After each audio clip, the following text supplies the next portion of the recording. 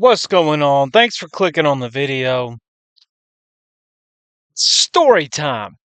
Kind of be an old man here and talk about something I saw yesterday afternoon that kind of reminded me of a particular season in my life that I went through as well. As you know, yesterday uh was Kamala Harris's, the Democrat candidate's concession speech, where she didn't call him last night after finding out the results. She didn't even approach her own um, supporters. Had somebody else go out there at the watch party and say, "Hey, go on to the house. We're gonna stick around and count this one out." Kind of putting on the impression that the election results is gonna go on. But granted, it was a landslide, basically, popular and electoral college wise. But I saw her come out yesterday afternoon, and I watched. I'll be honest, I didn't watch all of her concession speech. It's really hard to listen to her for a long period of time. Um, you may feel the same thing um about me, but no, seriously. Um, so yeah, I didn't listen to it all the way through. But as I was watching her, I watched her come out of that long hallway. I watched her, greet and wave to her followers. I saw her husband off in the front row, and Tim Waltz. Tim Waltz was appearing kind of grim, or at least he was putting that on like he was very upset and grim. Kind of had that mouth turned upside down a little bit and had his little hands together. It was kind of doing the humble nod to people in thanks of their support before Kamala came out.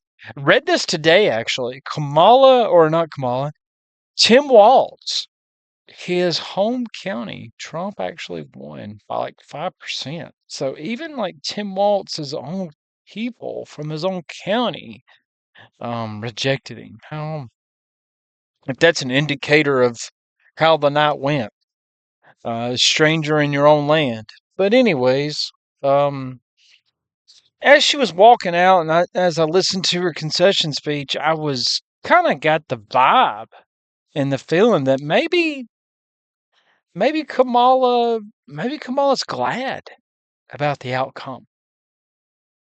Seriously, maybe Kamala is happy that she didn't become president. And you say, well, she was a sore loser. She didn't call Trump that night. She kind of led the people on whether she was going to concede or not, even though it was clearly she lost. But I got the vibe. I got the feeling. I can't support it with sources or I don't have any inside information. And I don't think she would ever admit this. She's happy she did become president. How do I know? Like I said, I don't have any sources. I don't have any particular things I can point to, but I guess from my own weaknesses, from my own failures, and seeing other examples of this in life, I'm pretty sure that she's pretty glad that she didn't become president. Well, before we get into that, though, how did she become president?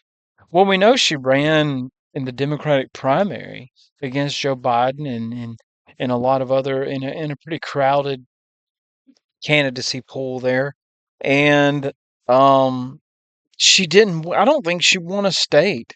I really think she had all that big money. She had that celebrity. She had that celebrity backing when she ran for president.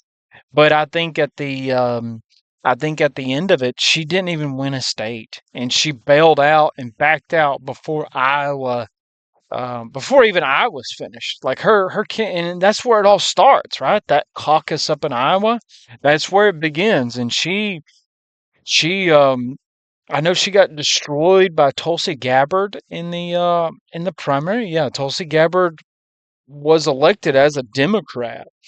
But I know she's working with the Trump team, which goes to show you that the Republican Party isn't the Republican Party I remember with bombing other countries and convincing us it's okay to put our trust into big business. Like Republicans have kind of shifted to more the liberal policies minus the social issues, which I'm cool with. But anyways, where was I getting to before I went on that tangent there? But yeah, but so she doesn't win her primary, and then she has just basically shoehorned in to be Biden's VP pick. You think you'd want to bring in your VP pick as somebody that's extremely popular, right? But maybe somebody that's not going to overshadow you. You know, you don't want to go with the number two pick in the primaries because remember they all like folded. Kamala folded pretty early. She crashed and burned quick, and then Buttigieg and a few other people, they were kind of all together right there with Biden. And then like basically same night, same week, it was like somebody made a phone call and they just ended their campaigns, and Biden was the Democratic pick for president for 2020. So when 2020 comes around, Kamala's his pick as VP, which kind of seemed kind of weird, but she wasn't popular. Whatever. So here you have a woman that is just kind of basically shoehorned in as VP. Um, so it's almost like there was powers to be that was wanting to set her up on a pedestal, even though she was undeserving. And like I talked yesterday, like her position as Attorney General of California, she didn't win it by a very large margin at all. She won Attorney General of California by like less than 1%, like 0.8%. 0.8%. She won. Everybody else in the Democratic field in California in 2010 won by plus five margin, 10 plus margin, Democrats. And so it was like we were kind of spoon fed and Kamala was shoehorned for all the Democrats out there. And so let's fast forward to, this summer. This summer, Biden said, he had that debate performance, and then it was like at some point, the media, which gaslit everybody, um, has for years has been gaslighting this hard through this election cycle and Joe Biden's presidency, that Joe Biden was fit. And then he gets out there and debates, and it was obvious, the guy's not Joe Biden like he used to be Joe Biden. Like he's not the Obama Joe Biden. Like this is there's nothing wrong about this. It's going to happen to everybody. Um, but there's going to be some slippage. There's going to be some falls. There's going to be kind of that look on all of our faces, like this body is going to fall away, and this body's corrupt, and what's corrupt is corruptible, and it's going to ruin and turn. We're going back to dust. Everybody's going to die, and so, um, I mean, there's nothing wrong about that. There's nothing distasteful or bad about getting old and dying. Um, it's something to embrace, something to lean into, and nothing to fear, and nothing um to regret. It is what it is. Summer always comes, winter always comes, like death always comes. So there's nothing distasteful about it. I don't think immature, premature deaths. That's pretty bad. But getting old's not a bad thing. But at the same time, you do not want um, your active leader of one of the biggest countries of the world. I'm a little biased here, but I would say that it's the best country in the world. Um, you wouldn't want your leader to appear that way, to be slow and tired. But anyways, after all that, Joe Biden, there was a big push for Joe Biden, you remember, to step down. The media was calling for him to step down. And like on a Sunday over the weekend, Joe Biden steps down, but nobody endorses Kamala until after Biden does. It's like, if I'm remembering this correctly, like Biden put his stamp of approval on Kamala. Yeah, I'm stepping down, but you all should vote for my VP Kamala, and the endorsements kind of from the Democratic superpower, like the Obamas and the Pelosi's. That didn't happen till like a couple of days later after Biden endorsed Kamala. So it was almost like Biden and Obama wanted to pick a more popular candidate, wanted to pick somebody that they thought could truly win. Because here we are, like 100 and plus days before the election. It wasn't, she didn't even, in Kamala's defense, she didn't even have a full election cycle to run. Like she's like the race has started, and when the leader is about three quarters the way through, you go, all right, go. Kind of like what's it? Gosh, I can't think of the name, but the dude that runs around at the Braves baseball field. Like they let the guy run, and then when he gets about like halfway through, then the sprinter comes and like blows past him. And the runner has only been beaten like maybe a couple times. Not much. He wins a lot more races, and it's a novelty thing. Like, oh, I think the dude in the stands is gonna win. No. Here he comes. He's beat. But yeah, in Kamala's defense, she didn't have a really, I don't feel like a fair chance, but she didn't do herself any favors either. Okay, Kamala was, she wasn't a winner. And when she won, she wasn't even in a like her home turf, even in a California, her home state. She struggled to get attorney general there. I don't know about her Senate race. I'll be straight up. All I can remember is the 2010 attorney general race. She might have won a big margin then. But on paper, or looking at Kamala, she's an attractive woman, and she's she's black. So it's just checking all the boxes for the Democrats. So that was a candidate that we were kind of fed and told this is great. But when she opened her mouth, when she had convictions, she had none of those things, and she couldn't defend anything. So I truly believe that Joe Biden endorsing Kamala when the powers behind the curtain was trying to do something else was kind of his way of like throwing the middle finger up, like you're gonna push me out? Well, fine. Here's a loser. Kamala. Good luck with this one. But I know there's other sources that say that Kamala was like, no, you can't overpick me. And that may very well be true. I Kamala what isn't just some woman that was just brought off the street and said, "Here, we want you to become vice president." I don't believe that at all. I don't believe 100% of that. Like, there's obviously some ambitiousness involved to be in the running and in the circle of these people.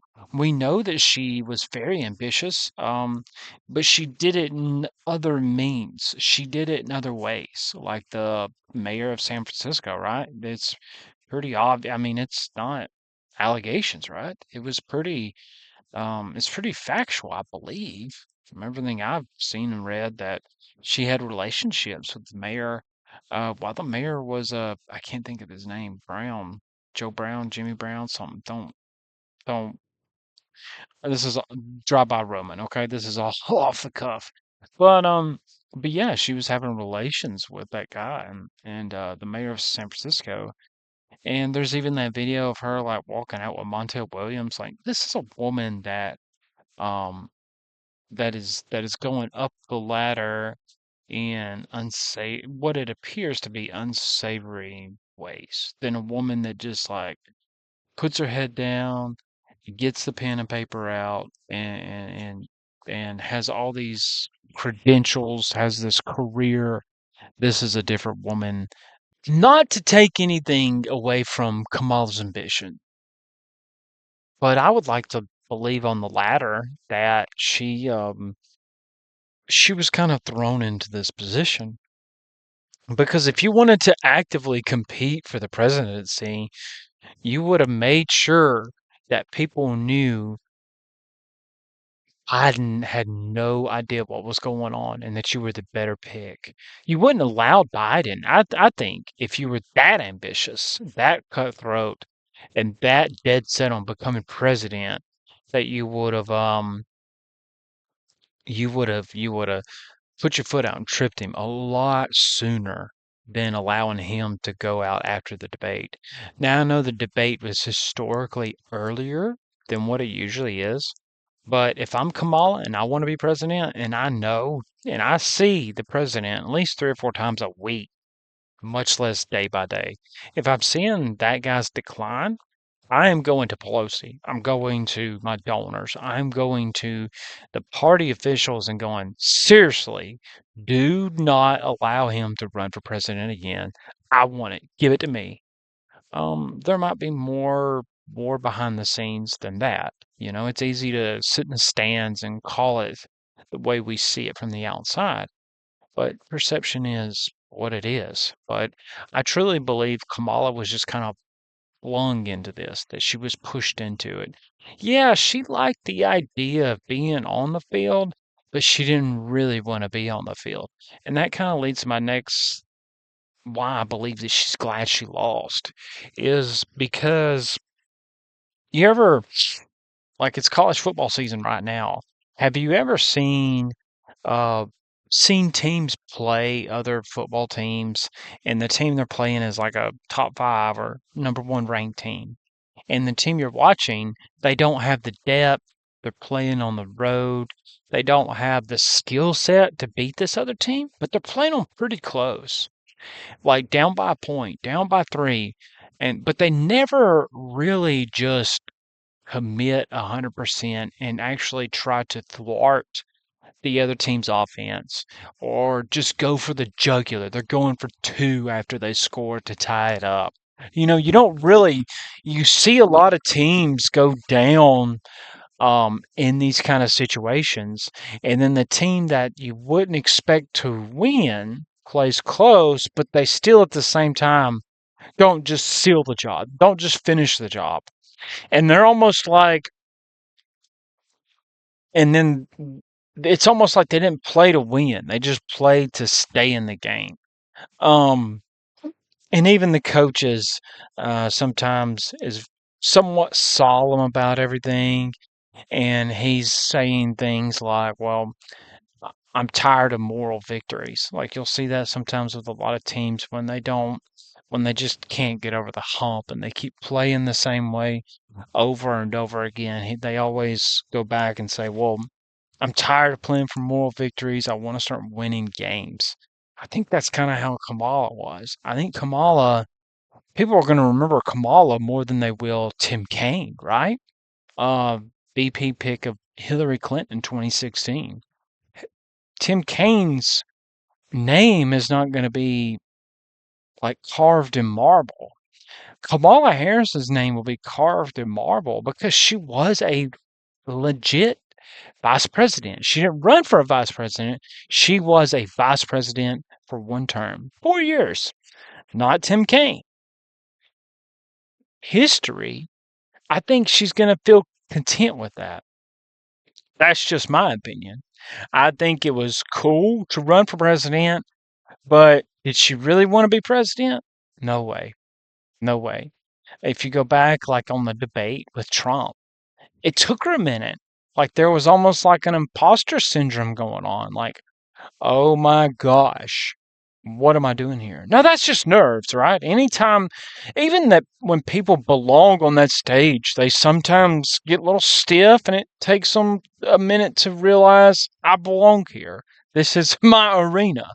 And Kamala did that, you know. So, but I truly believe that Kamala, after finding out that she is not going to be the next president, she was cool with it. She's like, well, I mean, how many people get to run for president?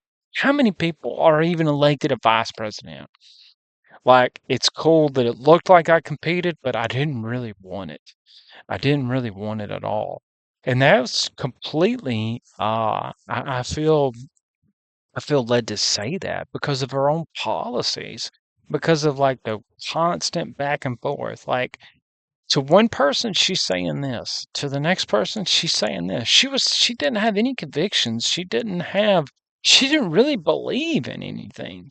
And everybody that came out and said she's a communist, her dad's a communist, or all that kind of stuff on X, you would see online. I didn't really believe it. I didn't really fall for it. I'm like, and people were like, I wish JD Vance, I wish Trump would have called her communist right there on the debate stage. And it's like, it wouldn't affect my vote. She doesn't seem like a communist to me. When you think of communists, you think of Stalin, you think of Lenin. Those guys were very passionate about what they believed. You might have, their actions may have not shown that behind the door, but they still portrayed a passion towards that ideology they had. Mala, not so much. I just feel like it was cool to compete, but at the end, you didn't get it. That's okay. I can judge that just from the expression on her face, how she composed herself. Now, this may be completely false. They may put out a book and say Kamala is not eating. Kamala is distraught. Kamala, God forbid, something crazy happened to her. Um, that may all be. This may be completely a wrong opinion, but but I haven't. I mean, it's been nearly 24 hours since the since the concession speech, and we're about 2.5 hours away from when she did it. 24 hours later. You do the math on this because I'm just saying numbers all over the place. But I think she was content just to be VP, and she didn't really want to be president. It was kind of flung on her. I think Biden literally just pulled her by the neck as he's going down, just to kind of throw up the finger to the Democratic Party leadership and to kind of sabotage them for sabotaging Biden. I mean, in Biden's defense, Biden spent his whole life for that party. And I feel like they did him pretty sorry. You can have your opinion about Biden, but honestly, I'm not showing sympathy. These people are crooked, these people are corrupt. These people did not do things in my best interest all the time. They thought about them. I feel like the perception is they thought about themselves before they thought about me. And I was just a stepping stone. I was a vote for these people. But at the end of the day, I have empathy for them. I have empathy. I'm trying to, you know, I feel like it was a huge disservice to voters that Kamala didn't go on the Joe Rogan podcast, or she didn't go on a podcast that would keep her there for 2, 3 hours. Um, uh, because I just wanted to see a real person, because that's who it is. Behind that vice president is a real person. She uses the restroom. She puts her clothes on like my wife puts her clothes on, or the president puts his pants on like I put my pants on. Um, I mean, these are real people, and I just want to connect with the real person. I just want to know what the real person's like. I guess so I can make a judgment, right? And just write them off. No, I just think it'd be very interesting to know how they are in real life. So yeah, I truly believe Kamala is glad that the election is off her back now. That she can just, I mean, dude, she's gonna make some money, some speaking engagements. Listen, them politicians, dude, they know how to rack up that money after they get out of the office, and sometimes, obviously, while they're still in office. That's why their portfolios and their fortunes go up on paper after they get elected. Uh, like so many. I mean, I don't. I feel like it's unfair to list them one by one, and it would take too long to list them there. But it's so funny how at the end of the day, these are people, and we are dictated by our emotions. Um, it's just so funny that people vote on their emotions.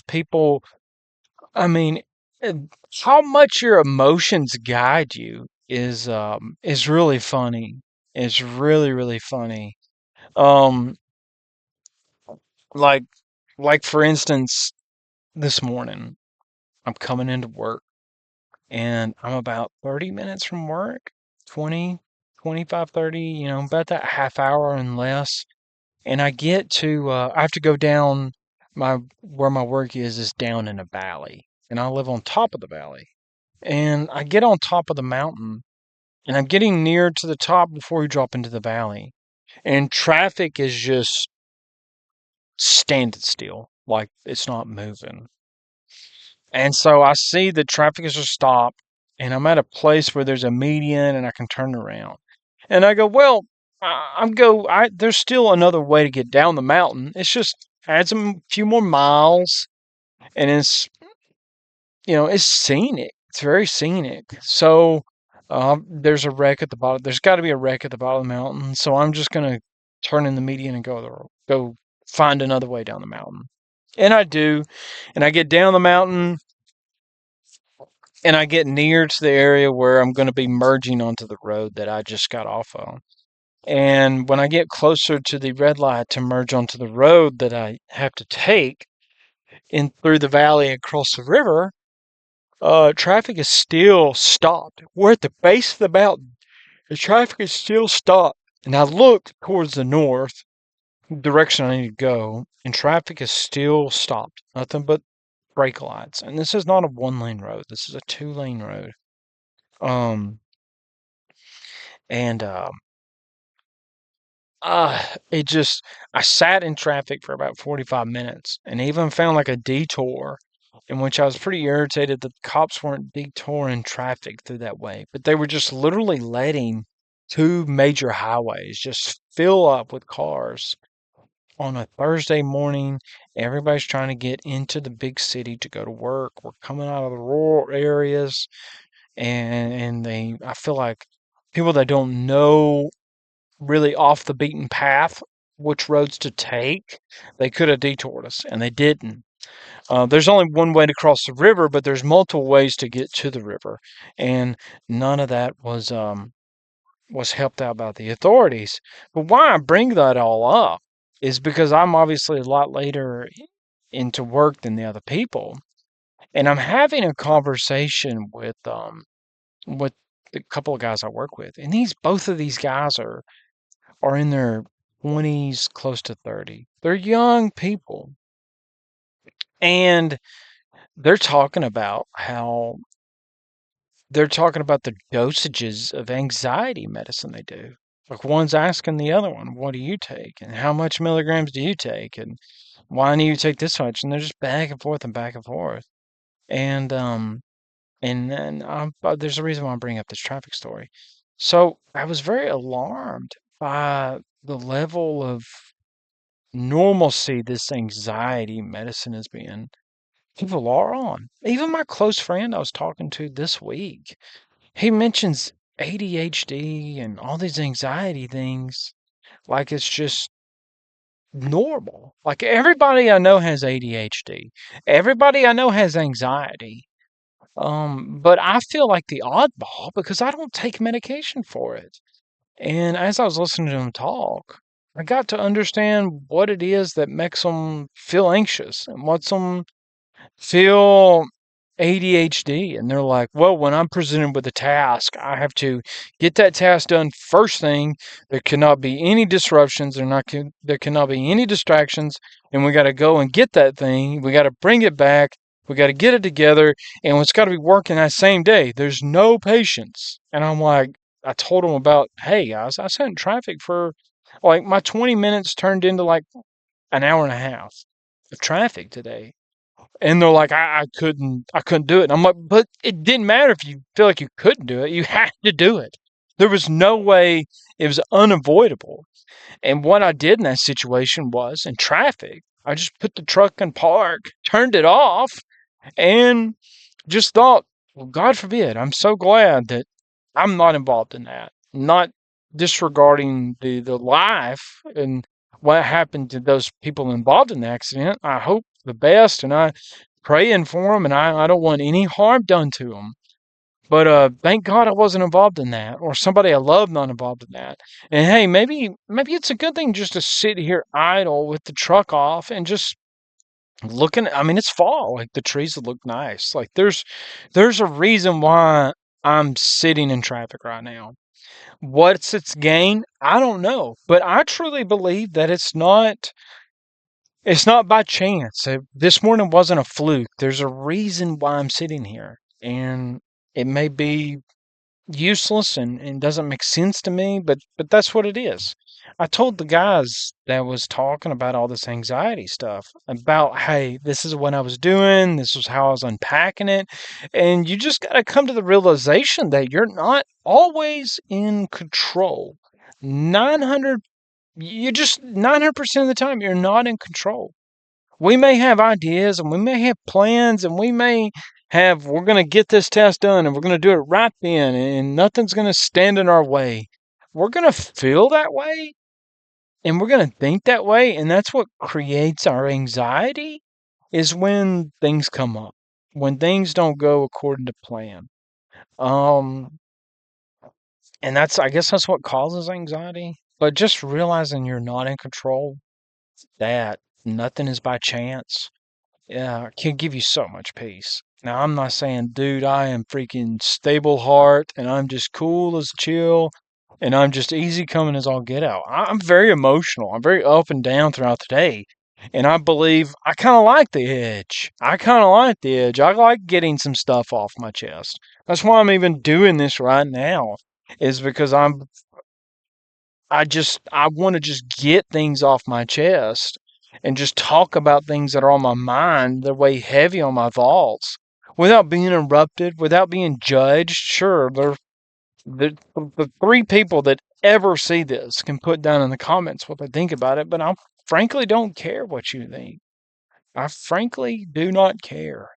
This is you say, well, I guess I'm your therapist then. Um, Okay. Do you not feel the same? Do you not feel like anxiety and people being ruled by their emotions is starting to our detriment? Can't we just figure this out by understanding that we have zero control of this life?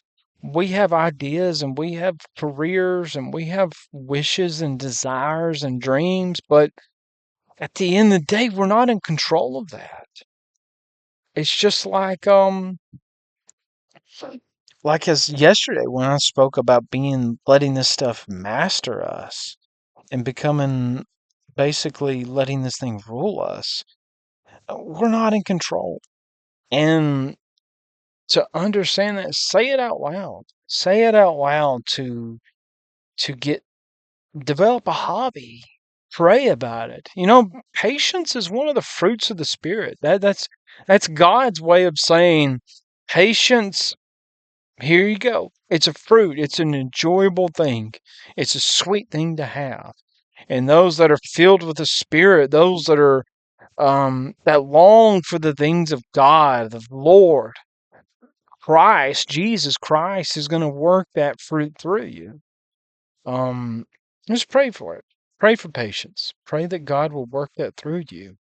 That you'll quit being so consumer minded and quit being so control freak and just being so vain and just be grateful, enjoy what you got, and maybe you won't be anxious that you're not in control anymore. Maybe your mind would be stilled if you quit trying to get your little dopamine fix. What that has to do with Kamala at the beginning of that, it doesn't. I don't know. Maybe you're wiser and sharper than I am. But yeah, I just really felt like Kamala is glad she lost.